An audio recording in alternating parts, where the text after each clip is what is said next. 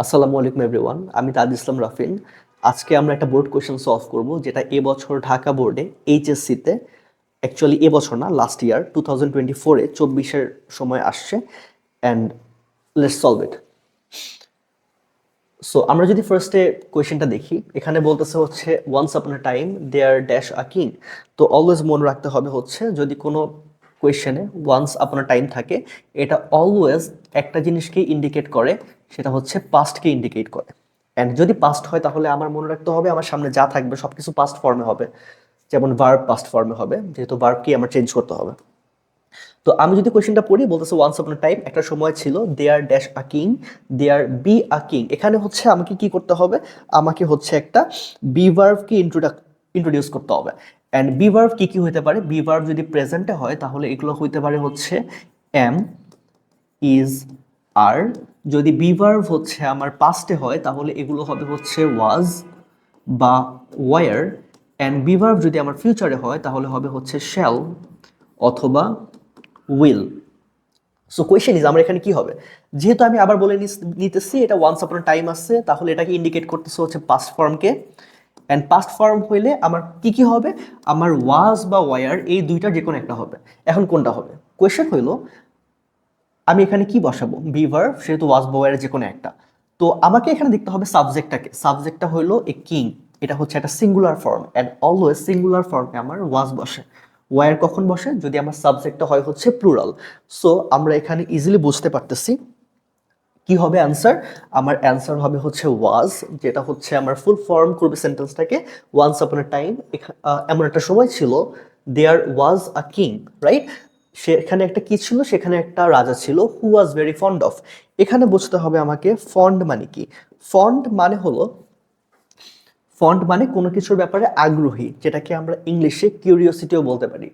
আর আমাকে এখানে একটা ভার্বকে চেঞ্জ করতে হবে, সেটা হচ্ছে নো।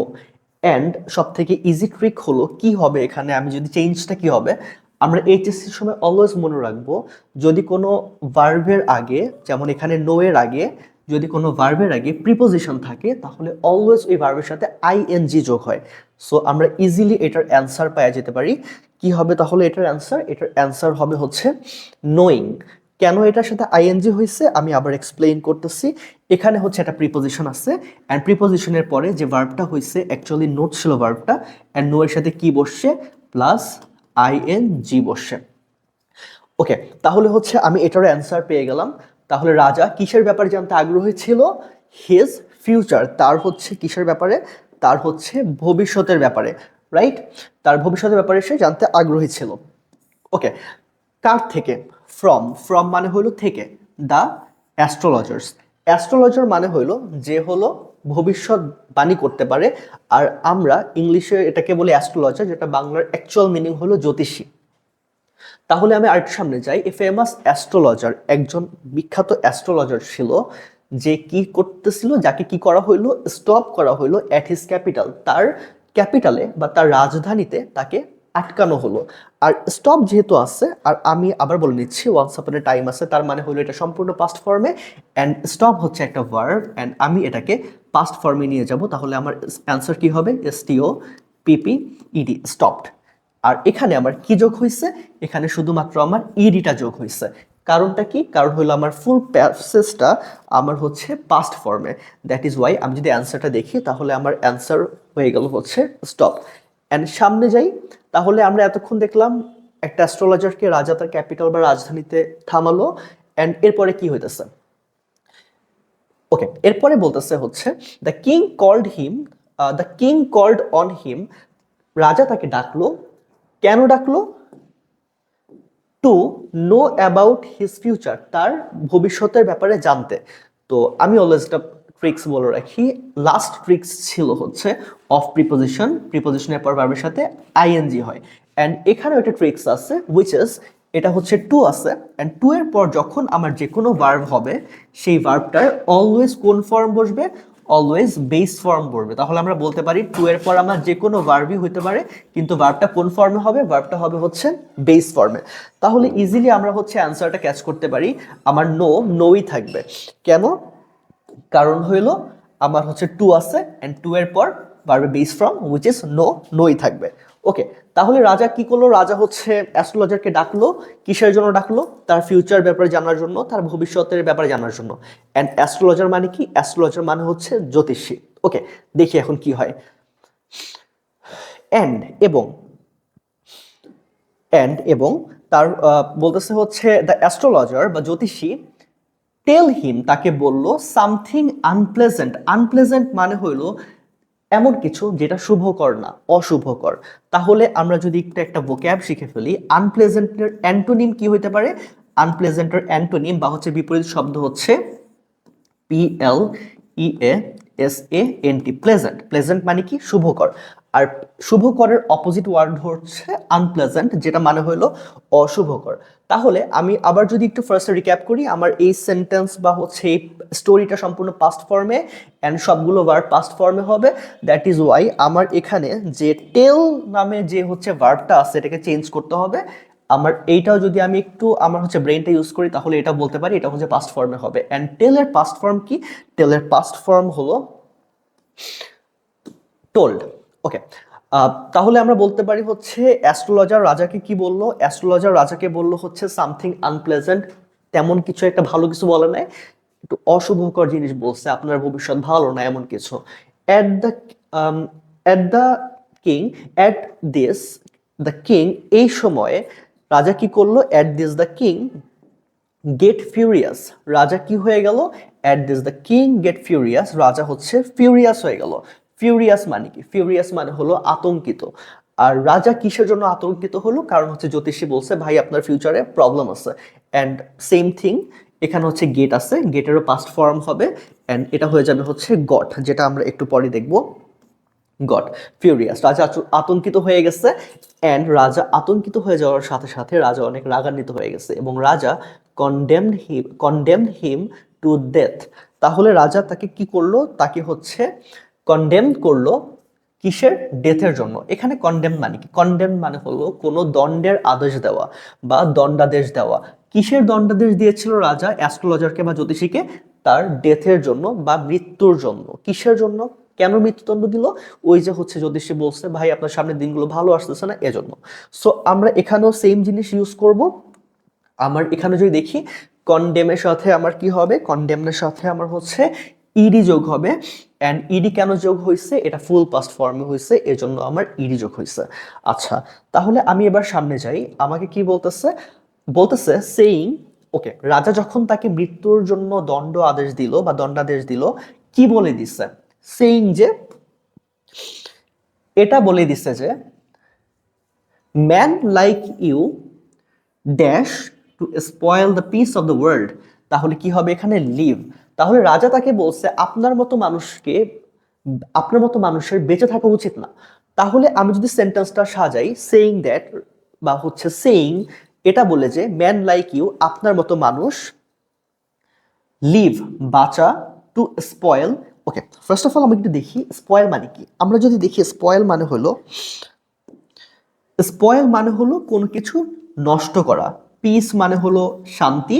কিসের শান্তি নষ্ট করা? অফ দ্য ওয়ার্ল্ড, এই পৃথিবীর শান্তি। তাহলে আমরা এবার সেন্টেন্সটা সাজাই। আমাকে কি করতে হবে? এই লিভটাকে না বোধক করতে হবে এবং সাথে একটা ওয়ার্ডকে ইন্ট্রোডিউস করতে হবে, উচিত না। অ্যান্ড উচিত ইংলিশ হচ্ছে শুড, অ্যান্ড না ইংলিশ হচ্ছে নট, অ্যান্ড লিভই থাকবে। এটা আমরা সেন্টেন্সের সৌন্দর্যের জন্য এবং পরিপূর্ণতার জন্য বসাইছি শুড নট লিভ। তাহলে আমি যদি অ্যান্সারটা দেখি এবার, আমার এখানে অ্যান্সার হচ্ছে শুড নট লিভ। তাহলে রাজা কি বলল? ম্যান লাইক ইউ, আপনার মতো মানুষ, শুড নট লিভ, বেঁচে থাকা উচিত না। শুড মানে হচ্ছে উচিত, নট মানে হচ্ছে না, লিভ মানে হচ্ছে বেঁচে থাকা। কিসের জন্য? টু স্পয়েল, নষ্ট করার জন্য, দ্য পিস, শান্তি, কোথাকার? দ্য ওয়ার্ল্ড, পৃথিবীর। বাট অ্যানাদার থট, এখানে আমি যদি দেখি থট মানে কি? থট মানে হলো চিন্তা ভাবনা। বাট অ্যানাদার থট, অন্য একটা চিন্তা ভাবনা, ক্রস হিজ মাইন্ড, তার ব্রেনকে কি করলো বা তার মাইন্ডকে কি করলো? তার মাইন্ডকে ক্রস করে গেল বা হচ্ছে তার মাথার ভিতর দিয়ে গেল। বিফোর দ্য অ্যাস্ট্রোলজার ড্যাশ, ওটা আমরা পরে দেখতেছি, আগে আমরা এখানে কমপ্লিট করি। যেহেতু এটা পাস্ট ফর্মে, ক্রসও হচ্ছে একটা ভার্ব, অ্যান্ড আমি এটা লাস্টে কি করে দিব? ইডি যোগ করে দিব, ক্রসড। তাহলে আমি যদি দেখি এখানে কি হবে? ক্রসড। কেন ক্রসড হয়েছে? ক্রসড হওয়ার মেইন কারণ হলো আমার হচ্ছে পুরো প্যাসেজ পাস্ট ফর্মে, এন্ড ক্রস হচ্ছে একটা ভার্ব, এন্ড ভার্বের শেষে আমি কি যোগ করছি? ইডি যোগ করছি। তাহলে আমি যদি একটু একটু সামারি করি, বাট অ্যানাদার থট, একটা মাত্র থট ছিল বা একটা মাত্র চিন্তা রাজার মাথার ভিতর দিয়ে গেল, ক্রসেস মাইন্ড, তার মাথার ভিতর দিয়ে গেল বিফোর, কিসের আগে? The astrologer. অ্যাস্ট্রোলজার মানে কি? আমি আবার বলতেছি, জ্যোতিষী ওয়াজ সেন্ড ফর এক্সিকিউশন। ওকে, আমরা অ্যান্সার পরে দেখতেছি, বাট আমরা একটু ভোক্যাবটা আগে দেখি। এক্সিকিউশন মানে কি? এক্সিকিউশন মানে হচ্ছে কোনো দণ্ডের একটা যে দণ্ডটা দেওয়া হবে, ওই দণ্ডের হচ্ছে আদেশটাকে পালন করাকে বলা হয় এক্সিকিউশন। সো আমি এখানে ওয়াজ সেন্ট কেন বসাইলাম? ওয়াজ সেন্ট বসাইলাম হলো আমি এটা অ্যাকচুয়ালি প্যাসিভ করতেছি। প্যাসিভ কেন করে? যখন সাবজেক্টের উপর কোনো ভার্ব আসে বা কাজ আসে, তখন আমরা এটাকে প্যাসিভ করতে পারি। তো আমি যদি প্যাসিভ না করে শুধু সেন্ট লিখতাম, সেন্টকে হচ্ছে এসিএনটি লিখতাম, তাহলে এমন হইতো যে astrologer Saint for execution, astrologer পাঠিয়েছিল এক্সিকিউশনের জন্য। এটা আমার অর্থের ব্যাঘাত ঘটতো। তো আমি এখানে কি করছি? এটাকে প্যাসিভ করছি। প্যাসিভ করার সময় আমি হচ্ছে একটা বি ভার্ব আনছি। বি ভার্বটা কি? বি ভার্বটা হচ্ছে ওয়াজ। ওয়াজ কেন আসলো? ওয়াজ আসলো হইলো এই সম্পূর্ণ প্যাসেজটা পাস্ট ফর্মে আছে, এই জন্য বি ভার্ব হিসেবে ওয়াজ আসছে, অ্যান্ড ওয়াজের পর পাস্ট পার্টিসিপল ফর্ম আসছে ভার্বের, সেটা হচ্ছে সেন্ট। ওকে, তাহলে আমার অ্যান্সার আমি পেয়ে গেছি, ওয়াজ সেন্ট ফর এক্সিকিউশন। এক্সিকিউশনে বা হচ্ছে দণ্ডের আদেশ কার্যকর করার পূর্বে রাজার মাথায় একটা হচ্ছে চিন্তা ভাবনা আসলো। কি চিন্তা ভাবনা? এন্ড হচ্ছে রাজা ওই চিন্তা ভাবনার ফলে একটা প্রশ্ন জিজ্ঞেস করলো। কি প্রশ্নটা ছিল সেটা আমরা আজকে দেখবো, এন্ড হচ্ছে এখন দেখবো। তো কোয়েশ্চেনটা হলো, how long will you live, ask the king. রাজা জিজ্ঞেস করলো, আপনি আসলে বলেন তো, আপনি তো মরেই যাবেন, আপনি অ্যাকচুয়ালি কতদিন বাঁচবেন? রাজা এটা জিজ্ঞেস করছিল দেখতে যে অ্যাস্ট্রোলজার অ্যাকচুয়ালি জানে কিনা ভবিষ্যৎ সম্পর্কে, নাকি উল্টাপাল্টা বলতেছে রাজা সম্পর্কে। সো আমরা একটু খেয়াল করব, লিভে এখানে আমরা কোন ভার্বটার সাথে, সরি, লিভে এই ভার্বটার সাথে আমরা কোন চেঞ্জেসটা আনবো। আমরা যদি একটু কোটেশন মার্কটা খেয়াল করি, এই কোটেশন মার্কের মধ্যে আমরা দেখব উইল আছে। অ্যান্ড আমরা অলওয়েজ মনে রাখবো, যদি এটা পাস্ট ফর্মে না হয়, তাহলে এই কোটেশন মার্কের মধ্যে যাই থাকবে, উইল থাকলে এটা ফিউচারকে বোঝাবে, অ্যান্ডটা পাস্ট ফর্ম না, এই জন্য আমরা লিভকে প্রেজেন্টেই রাখছি। সো আমি যদি আবার রিক্যাপ করি, how long will you live, আপনি কতক্ষণ বাঁচবেন, এটা কে আস্ক করছে? এটা রাজা আস্ক করছে। কাকে? অ্যাস্ট্রোলজারকে বা জ্যোতিষীকে। তো আমি যদি একটু আবার দেখাই, লিভ লিভ কেন হইলো? এই সেন্টেন্সের মধ্যে এইটা হয়তো বা এটা পাস্ট ফর্মের সেন্টেন্সকে বোঝাচ্ছে বা স্টোরিকে বোঝাচ্ছে, বাট এই যে কোটেশন মার্কের মধ্যে এই অংশটুকু পাস্ট ফর্মে না, এটা হচ্ছে উইল বা হচ্ছে ফিউচার টাইমকে ডিক্লেয়ার করছে। সো আমি হচ্ছে এই জন্য লিভকে লিভড করি নাই, লিভকে লিভই রাখছি বা প্রেজেন্টে রাখছি। Okay, with a ready wit. Ready wit মানে কি? রেডি উইট হচ্ছে একটা phrase. Ready wit, with a ready wit, খুবই হচ্ছে দ্রুততার সাথে। রেডি উইট মানে হচ্ছে খুবই চতুরতার সাথে বা তৎক্ষণাৎ এমন কিছুকে বোঝায়।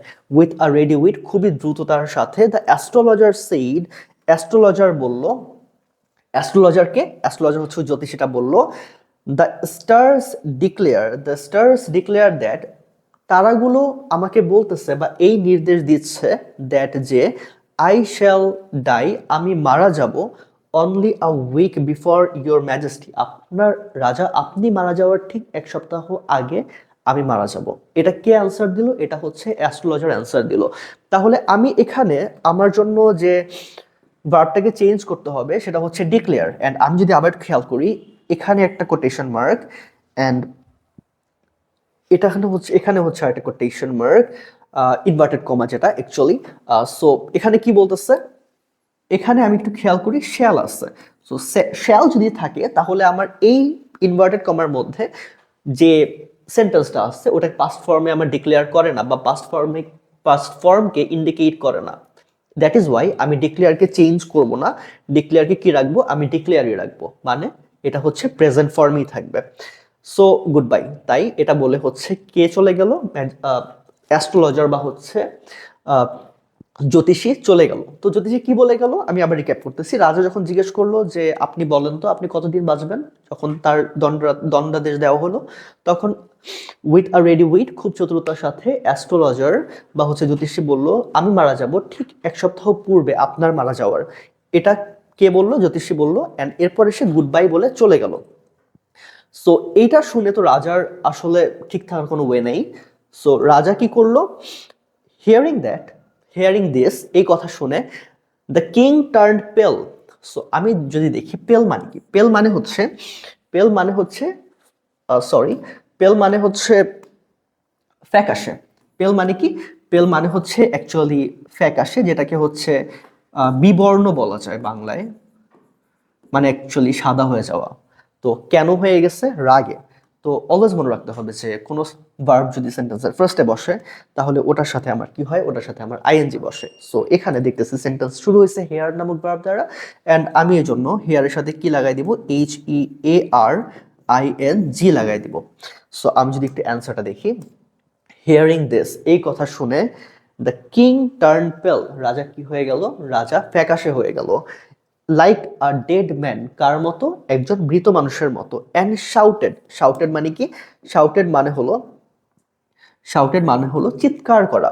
কি বলে চিৎকার করলো, ড্রাইভ দিস রিচ অ্যাওয়ে, এই লোকটাকে এখনই নিয়ে যাও, let him come here again, তাকে এখানে আসতে দাও আবার। কিন্তু এটা হবে না, অর্থ আমার এখানে মিলতেছে না। তাহলে আমি কি বলতে পারি, তাকে এখানে সে রাজা বলছে এই লোকটাকে নিয়ে যাও, আর এখানে তাকে কখনোই আসতে দিও না। সো আমাকে সেন্টেন্সের অর্থের জন্য এটাকে নেগেটিভ করতে হবে, অ্যান্ড আমার অ্যান্সার কি হবে, আবার নট কাম হিয়ার অ্যাগেইন হবে অ্যান্সার। আমার অ্যান্সার হলো নট কাম। তাহলে এবার যদি আমি সেন্টেন্সটা আবার রিক্যাপ করি তাহলে আমার সেন্টেন্সটা পরিপূর্ণ পূর্ণতা পায়। হিয়ারিং দিস, এই কথা শুনে দ্য কিং টার্ন পেল, রাজা ফ্যাকাশে হয়ে গেল, লাইক আ ডেড ম্যান, একটা মৃত মানুষের মতো, অ্যান্ড এবং শাউটেড, চিৎকার করলো, ড্রাইভ দিস উইচ অ্যাওয়ে, এই লোকটাকে এখন নিয়ে যাও, let him not come here again, এখানে তাকে আর কখনই আসতে দিও না। সো লাস্ট যে গ্রামার আইটেমটা আমাকে বুঝতে হবে এটা হলো, আমি একটা আমি একবার বলছিলাম যে টু এর পর অলওয়েজ ভার্বের সাথে বেস ফর্ম বসে, অ্যান্ড সেম থিং এখানেও কাজ করবে। আমরা যদি কখনো লেট দেখি এটার সাথেও আমার হচ্ছে অলওয়েজ ভার্বের প্রেজেন্ট ফর্ম হবে। So I think that is all for today. Thank you for being with us. আল্লাহ হাফিজ।